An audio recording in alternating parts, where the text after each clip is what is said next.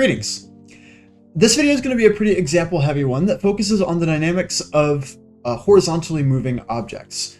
And what I mean by that is objects that are in situations where they're traveling horizontally across a surface as opposed to vertically, like in the last video, or maybe on inclined planes, for instance. So there aren't really going to be any concepts in this video. So if at any point I throw around something that you're like, whoa, where did he get that? Make sure you check one of the previous couple of videos where I go a little bit further into the concepts, especially the first two videos in the Unit 2 series. With that out of the way, I'm going to do 3 examples today, and ironically the first one that we're doing is probably the longest and most complicated out of the 3. We've got this train of blocks right here, and they're being dragged along by this primary driving force F. Now, this train of blocks, labeled 1, 2, and 3, all have masses that correspond to their given numbers. So mass 1 is 1 kilogram, 2 is 2 kilograms, and so on. And these blocks are connected by 2 ropes that have 2 different tensions, FT1 right here and FT2 right here. So to walk through this problem, I want to first set aside some time to just set up all of the free body diagrams in advance. Because, spoiler alert, when we add in friction here for this side of the problem, things are going to get a little bit complicated and long. So our goal for this problem, ultimately, is to determine the acceleration of the blocks and the 2 tensions under 2 different situations. One in which the table that they're being dragged along is frictionless, and one in which the table and the blocks do have a coefficient of friction of about 0.2. So without further ado, I'm going to set up the free body diagrams first. Okay, so I'm going to leave force F right here as it is without any extra labeling. And we're going to start always with the force due to gravity acting on all 3 blocks. The only thing that changes is that each of these 3 blocks have different masses. So while this one will have a force m1 times g, that's mass times gravity for force of gravity. This one's going to have m2g, and this one will have m3g, all respectively. We can go ahead and calculate those if we like, but maybe we'll focus on that at a later time. We'll just do the forces for now. Okay, so next, each of these forces of gravity are going to be counteracted by a normal force from the surface that they're on. So each of the normal forces up here can be labeled Fn3, Fn2, and Fn1 respectively. And note, I'm not making any of these forces to scale. We're going to be the judge of that later on, but for now, just focus on the directions of the forces and not necessarily their lengths. All right, and finally, I guess as long as we're just focusing on the frictionless case, the last thing is the force of tension that's acting between each of the blocks. And remember, tension acts away from the point it's attached to. And so in this case, we have a tension that's pulling block 1 forwards, but we also have the same tension one that's pulling back against the motion of block 2 over here. And the same thing goes for FT2 over here. All right. And lastly, one important thing to note is that when we start considering the friction case, each of these blocks are going to have a force of friction acting on them as well. So we'll have, I guess, FF1, FF2, and FF3 respectively, all acting on each of these 3 blocks. All right. Now, the last thing is that, again, I like to use systems to our advantage here to solve for the acceleration a little bit more easily than we would by setting up each of the Newton's second law equations for each of these 3 blocks. And in this case, our system largely is just the grouping of all 3 blocks clumped together. So if I draw a little rectangle here around each of these, I'm setting up like one singular block that contains the whole system, which would consist of the sum of each of these 3 masses here. And note, in this case, really the only 2 forces that are influencing the motion of the system in any way is the driving force F over here, and what you could call maybe the total force of friction, which I'll just make as like a big thing over here, total, which is the sum of each of the 3 other forces combined. So 1 plus 2 plus 3. That's kind of curse notation, but let's roll with it for now. Okay. So a couple of assumptions to make right off the bat.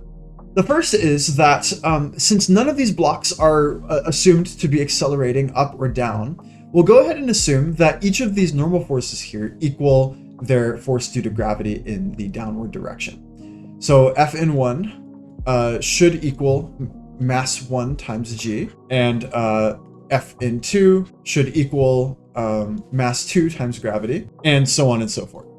So we'll just kind of assume that as we're going forward, but when we call upon it later, just make sure you have that to reference. All right. So with all of our free body diagram stuff set up, it's going to help us a lot in mapping out the rest of this problem. So now we're going to jump into the meat and potatoes of things. Okay. And to do that, we're going to go ahead and just calculate the forces of gravity now so that we don't have to worry about them later. So mass 1 times g, we're going to use g equals 10 meters per second squared here. So if mass 1 is 1 kilogram, that means that this guy right here is going to be 10 newtons. This one will be 20 newtons. And this one will be 30 newtons because it's 1 times 10, 2 times 10, and 3 times 10, respectively. These numbers are pretty nice. All right. And then again, of course, each of these normal forces should equal these exact same things. So Fn1 will be 10 newtons, Fn2 will be 20, and Fn3 will be 30 newtons. So as we're starting, we're going to focus on the frictionless case first. And so we're going to always start with Newton's second law over here, which is that the net force equals the mass times the acceleration of something. In this case, that something is going to be the total system. So the green box that clumps all of the masses together. So if I expand this out, well, the driving force of the whole system largely is this pulling force, F over here. So I'm just going to label that F, and it's going to equal the total mass of the whole system, which is M1 plus M2 plus M3 all together. And that's going to be multiplied by the acceleration that we're trying to find first off. So now we can go ahead and plug some things in. We do have the pulling force F here. It's 30 newtons, and that's going to equal the total mass of the system. It's 3 plus 2 plus 1, which is 6 kilograms. And again, that's times the acceleration A. So thankfully, that pretty much means we're done because the acceleration A over here would equal 30 divided by 6. And that's going to give us an acceleration of 5 meters per second squared for this first part. Cool beans. Now we need to find the tensions in both of these chords over here. And to do that, we're now going to single out the two blocks individually. And thankfully, we still kind of have that over here. And so I'm largely going to focus on the blocks that are on the ends because they have the fewest amount of forces acting on them that we need to consider. So for FT1, I'm going to focus on M1 for our subject. And in that case, we're going to, again, use Newton's second law. So F net equals, now in this case, mass 1 times acceleration. And the net force on M1 is really just that force, Ft1, acting this way. So Ft1 will equal mass 1, which we found was 1 kilogram, times the acceleration of M1, which, keep in mind, all of these blocks, because they're connected together, will share the same acceleration that we solved for the whole system with. So in this case, the acceleration will still be 5 meters per second squared. And so Ft1 we'll find should equal about 5 newtons in order to keep this system nice and consistent. So there's one down. And now we need Ft2. And for this, again, I'm going to focus on M3 because it has the fewest amount of forces relative to M2 over here, which has a lot more going on. So in this case, again, I'm going to use Newton's second law. So F net, this time equals mass 3 times acceleration. And the net force here does have a bit more going for it. Notice that the pulling force F is acting directly on mass 3, so that's not negligible. So we're going to have a 30 Newton force that's pulling it in the direction of its motion. And then going away from that is Ft2, pulling against that rightward direction. And that's going to equal the mass 3, or I guess I can go ahead and plug that in.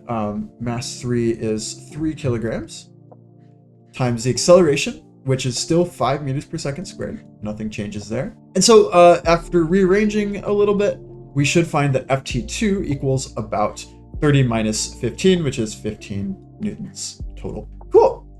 All right. So now on to the slightly more complicated bit where we start adding in these frictions over here. And thankfully, we've done a lot of the thinking up front, so it's mostly just a matter of getting this whole mess put into writing. All right. So the first thing to note is that this whole system is moving. So we're dealing with kinetic friction here. So in other words, that means that our force due to friction is going to be a constant value that we can calculate outright. In this case, it will be just the coefficient that we're given here, 0.2, times whatever the normal force of the object is. In that case, it could be the total normal force on all of the objects altogether, or it could be the normal force on just an individual object. Both are valid. So just like the previous example, I'm going to be doing it for the whole system first. So for the whole system, again, we're always going to start with Newton's second law. So the net force on this whole system equals the total mass, which again, I'm going to write as just m1 plus m2 plus m3 times the acceleration of the system, which will be different now, assuming friction plays a significant role. And the net force on the system is going to be twofold. It's going to be of course, the pulling force, 30 newtons, and going away from that is the total frictional force down here. So we'll have the pulling force F minus the total friction force, which is FF tot, if you can't see the subscripts there. And again, that's going to equal the total mass of the whole system. Now at this point, we need to go on a bit of a side quest because we need to figure out what exactly that total frictional force is. So over here, I'm going to kind of split things up a little bit. And because the total frictional force can be thought of as just the coefficient of friction times the total normal force on the system, which would be all three of these things combined, I'm going to write it as such. So FF total equals mu times, well, if I group them all together here, it would be F in 1 plus F in 2 plus F in 3. Okay. Now, thankfully, because of our little shortcuts and assumptions we've done up here, we can go ahead and plug in those numbers because we found that the normal force, which is equal to force of gravity, is 10, then 20, and 30 respectively. So here, our coefficient of friction is 0.2, and we're taking 10 plus 20 plus 30, so that will be 60 newtons total for our total normal force. And in the end, we should find our total frictional force on the system is about 12 newtons. So back over here, now that we've finished our side quests, we're going to plug that in to our equations that we're building here. So it'll be 30 minus 12 for the pulling force minus the total frictional force. And of course, our total mass is still 6 kilograms, and we're solving for acceleration. So now, if we do this, our acceleration is going to equal 18 divided by 6, which will net us a total acceleration of 3 meters per second squared for the whole system as a train. Choo-choo. Now, we need to focus on the two tension forces again. So down here, again, thankfully, we already have our free body diagrams drawn. So I'm just going to start with Newton's second law and go from there. So F net equals, again, I'm just going to focus on M1 because it's the easiest out of the three. So it's going to be M1 times acceleration. Now in this case, M1 doesn't just have tension acting on it, it has the frictional force from M1 as well. So we're going to write it as, well, we'll call it FT1 minus, dragging against it is FF1, and that's going to equal mass 1 times acceleration. Now in this case, we can expand this out further because we've got FT1 minus mu times Fn1, and that's going to equal mass 1 times acceleration. And now we can go ahead and plug everything in.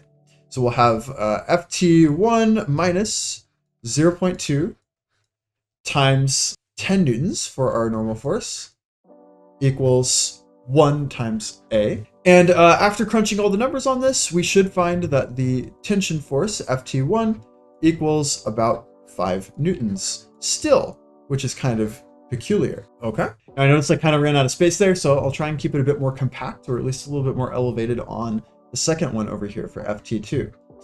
So for FT2, we're going to repeat that same process. This time though, for M3, we have 3 forces that are acting on everything. So we're getting a little bit crazy here. So we're going to have that 30 Newton force that's pulling to the right, and then friction and tension that are both pulling against it. So as we set up Newton's second law here, we're going to have that pulling force minus FT2, which we're trying to solve for, minus friction force 3 equals mass 3 times acceleration. Okay. So at this point, again, I'm going to kind of jump straight to numbers here. We're going to have a 30 Newton force pulling minus FT2, we're trying to solve for, minus Well, it's going to be 0.2 times 30 newtons for the normal force on M3, and that'll equal 3 times acceleration. Now, at this point, we need, 3 times our acceleration of 3 meters per second squared. Well, need to duck out of the way there. There we go. And so now, finally, we just need to solve for ft2. I told you we'd run out of space here. And in doing that, if we do some rearranging and some arithmetic, we will find, again, curiously, that ft2 ends up being the exact same force. This is a pattern we're going to notice through the next 2 examples here. And I realized that this example took a whole 18 minutes, and so you'll be pleased to know the next 2 will be a little bit shorter. So we've successfully completed this problem, and it is now time to move on to the next one. All right. This next example involves a block being pulled along by an angled force. And the trick with this usually is that the force being applied at an angle means that it's lifting up the block or sometimes pushing it down into the ground. And that's allowing the normal force to adjust a little bit past what we'd normally assume, which is that the normal force equals the force due to gravity. So with this problem here, again, I'm going to kind of keep the force F that's being applied constant and just unlabeled. But on this block, we have a force due to gravity, mg, that's being pulled downwards over here. We'll call that Fg. And then we have a normal force, which I'll label in blue, that's acting up this way. And again, these force lengths are not to scale. Next, with the applied force, I guess it is worth mentioning that since it's at an angle, we will need to label the components before we use them. So horizontally here from the right triangle that we just made, this will be Fx, and then this one over here, ooh, cord got in the way, will be Fy, like so. Finally, just like last time, we're gonna have 2 different types of problems here, one without friction and one with. So just so we know, this force is being applied basically to the right. So the block will be moving to the right, and that means friction, being the contrarian, is gonna act to the left. And this will be our force due to friction if we have it. All right. Just like last time again, we're going to be finding the acceleration of the block, but we're also going to be finding the normal force on the block in this problem. So we're going to assume one thing right off the bat, which is that the vertical acceleration of the block is 0. This is going to help us narrow down the value of the normal force as we're working through it. And because we have 2 different directions for our force here in the x and y directions, I'm going to split it up into the x and y directions for the sake of ease in finding all the things in the 2 different directions. All right. So generally, I advise that you start in the y direction for a problem like this. So I'll go ahead and do that just to be safe, because that is technically the direction in which we have a bit more information. So in this case, the net force in the y direction is going to equal, well, mass times acceleration in the y direction. But because we said that was 0 over here, as we start to expand this out, well, we have normal force acting upwards, so that'll be positive Fn, plus this applied force in the y direction, so Fy, minus the force due to gravity, Fg. And because we said our vertical acceleration was 0, that's all going to equal 0 in this case. So all of these forces have to cancel out somehow. So we can expand this out a little further. We'll note that the vertical component of our applied force, Fy, is the opposite from the angle over here. So we're going to be associating sine of theta with it. So normal force, our objective, plus F times sine of theta minus, well, we have a block of mass m, so maybe mg for force of gravity is all going to equal 0. So now if we go ahead and plug in our numbers and rearrange a little bit, we'll have Fn, plus our applied force, which is 50 newtons. So 50 times sine of 37 minus mass 5 kilograms times 10. So that'll be about 50 newtons total, all equals 0. Now, if we go ahead and solve, we should find that the normal force equals about 20 newtons. All is said and done. So there's our normal force. Ironically, we got that first before acceleration in this case. That must mean whatever we need for acceleration is gonna just fully reveal itself in the x direction over here. So the net force in the x direction is equal to, again, mass times acceleration in the x direction. And in this case, without friction, we really only have one force that's acting in that direction, which is Fx, the applied force in the x direction. So Fx equals mass times acceleration in the x direction. And because it's the adjacent side, we're going to be associating that with cosine. So it'll be F times cosine of theta equals mass times acceleration x. And I went ahead and moved everything over so you could actually see everything. Again, I need to get a little comfortable with my my bounds for recording. So now at this point, we can go ahead and plug everything in. So we've got, again, a 50 Newton force times the cosine of 37, and that's going to equal the mass, which is 5 kilograms, times ax, which we're solving for. So acceleration x, after all is said and done, should amount to about 8 meters per second squared once you rearrange and solve. All right. Now, if we add in friction, not much changes about the problem. So again, I'm going to split everything up into x and y like I did before. And notice that as far as the vertical direction is concerned, really nothing changes when we add in friction. We're still going to be pulling it up with the same amount of applied force. We're still going to have the same force of gravity.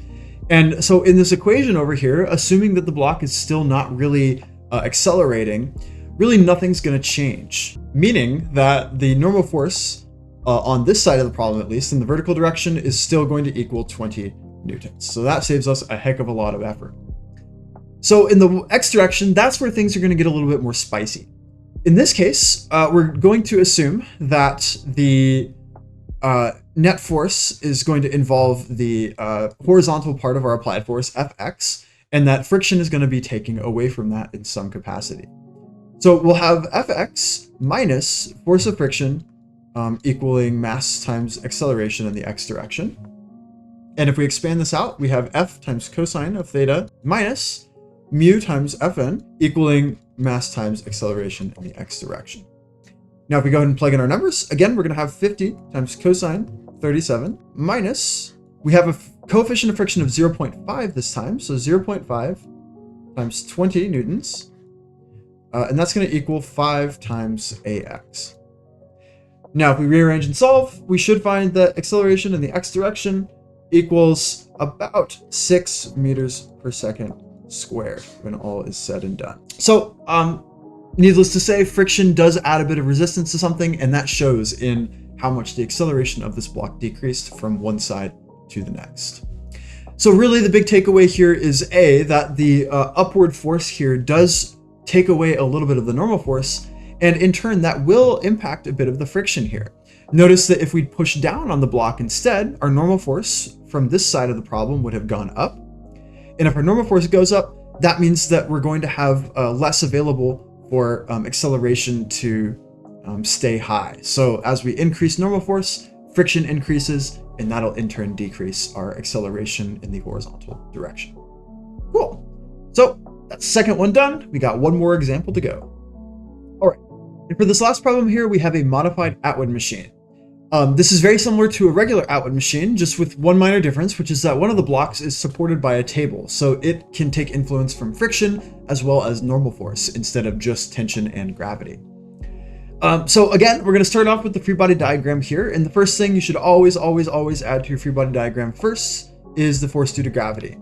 I'm going to go ahead and jump straight to mg for both of these. One is little m, one is big mg. And then because this big block m is on a table, it's going to have a normal force exerted upwards on it. Again, these force arrows are not to scale. And then finally, we have a rope that's connecting the two blocks. So we're going to have a tension pulling away from its attachment point here. This attachment point is going to be responsible for pulling block big M forwards. We'll call that Ft. And then down here, we're going to have a force of tension kind of restraining block little m from just free falling straight downwards. And that'll be the same force of tension right there. Finally, again, we're going to be splitting this up between frictionless and not frictionless. So if we do have friction, block little m doesn't really experience much of it, but we do have block big M experiencing some friction force to the left over here, opposing its motion, and we'll just call that F. All right, so a couple of assumptions I'm going to make now so we don't have to worry about them later. First is that we're assuming block big M is not accelerating up or down, it's not flying or it's not plummeting through the table. Therefore, we can go ahead and assume that whatever normal force is, it has to equal big M times G. So that'll save us a little bit of time later on when we're trying to solve the friction force. One thing we cannot assume, however, is that the tension force equals little m times g. Because little m is accelerating downwards, the two forces acting on it cannot cancel out. So we're going to start with the frictionless system. And again, I want to focus on the whole system. And so kind of like with a regular Atwood machine where we can kind of clump all the blocks together, we can do the same thing here too. If I were to draw this green rectangle around the whole system, we can start to identify what our external forces are. This little mg is certainly driving the system forward, because without that block little m hanging from there and the gravity that's pulling it downwards, the system wouldn't really want to go anywhere. It would have no inclination to. The two tension forces here are enclosed within our rectangle, so they must be internal forces. And sure enough, just having that string there doesn't necessarily mean that the system will drive itself forward. Big M times G could be an external force if it were not canceled out by the normal force on the table, which in some ways you could consider to be an external force. It is an external influence after all. And finally, if we do have friction, that is going to be an external force, because just the presence of friction alone will impact the overall acceleration of the whole system. Therefore, it must be an external force. So when looking at the whole system in the frictionless scenario, again, we're going to start with Newton's second law. So F net equals, in this case, since we're looking at the whole system, it's going to be the sum of the two masses. So big M plus little m times whatever acceleration we want to find here. Which, by the way, I did neglect to mention that our goal here, kind of like the last two examples, is to find the acceleration of the system first and foremost, and then the tension in the cord connecting the two blocks together. So expanding this out a little more, we already had little mg being the net force really driving the system forward, and that's going to equal big M plus little m times acceleration. And believe it or not, that's pretty much it. We just need to plug and chug. So our mass little m is 8 kilograms, given in the text of the problem here. We're going to use g equals 10 meters per second squared. And our total mass is going to be 20 kilograms, 8 plus 12 times acceleration. So rearranging and solving, acceleration will amount to about 4 meters per second squared when all is said and done. So now, the second part is we need to find tension. So for that, we're going to focus on just little m. And I'm highlighting little m specifically because it has the fewest amount of forces acting on it. Again, we want to be as lazy as possible when working out these sorts of problems. So again, net force equals, just in this case, little m times g. And that's going to mean, little m times a. And that's going to mean that little m times g, which is our downward gravitational force, minus the force of tension, kind of restraining it in the upward direction, must equal little m times the acceleration, whatever that may be. So we found before that force due to gravity on little m is about 80 newtons, minus our force due to tension over here, which we're trying to find. And that's going to equal little m, which is 8 kilograms, times our acceleration, which we found to be 4 meters per second squared. So then finally, we'll take this ft, rearrange it, put it by itself on one side, and the rest of our math will be 80 minus 32, which should amount to about 48 newtons when all is said and done. Cool beans. So now we're going to add friction into the fold. So again, same thing. I'm going to start with the whole system. And really, again, the only difference now is that we have an additional external force in the form of this friction right here. So Newton's second law, as always, and that's going to equal the total mass. So big M plus little m times A. And in this case, we have force due to gravity, little mg, pulling it down, or like accelerating the system, and going against it is the force due to friction on the whole system right here. And that's going to, again, equal big M plus little m times acceleration. Now, the main thing that's impacting the friction force here is the normal force on block, big M. So expanding this out a little further, we're going to have our coefficient of friction mu, which is 0.5, times the normal force acting on the block. And thankfully, we already have a bit of an equation for it up here, so we'll expand that out next. It's big M plus little m times A. And like I said before, we can expand this out further to mu times big M times g, based on this assumption we made at the start.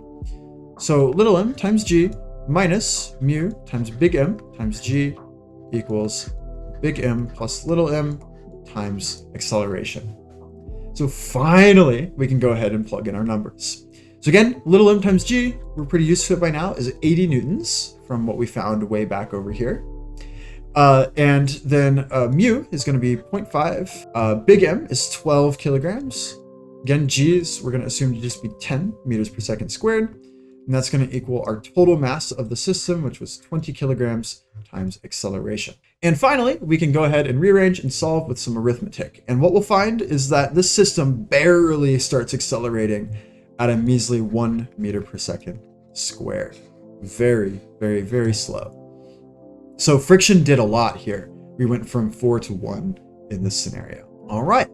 And last but not least, we just need to find the tension between the strings here. So again, I'm just going to focus on little m alone because it has the simplest situation still. So same setup as before. And in fact, I'm going to skip Newton's second law. I know, crazy. And just skip straight ahead to mg minus force of tension again, because nothing really changed there. And that equals mass times acceleration. So again, little mg, we're getting really used to this, is 80 newtons minus force of tension. And really the only thing that changes here is that we have a new acceleration in the fold with friction, which is that it's 1 meter per second squared as opposed to 4. So all we need to do here is rearrange, do some arithmetic, maybe plug some stuff into a calculator. And what you'll find is that the force of tension has gone up, interestingly, to 72 newtons as opposed to 48 over here. Interesting. Part of the reason it went up here is because now tension is having to apply more force than it did before to pull this block of big M along. Because you've got friction pulling against it, in order to keep the system going, force of tension does have to do a little bit more. Remember, it's a responsive force, so it'll do whatever it needs to keep the system in motion. And that is about it. 3 very peculiar situations that we're looking at here, and all kind of have their own unique quirks.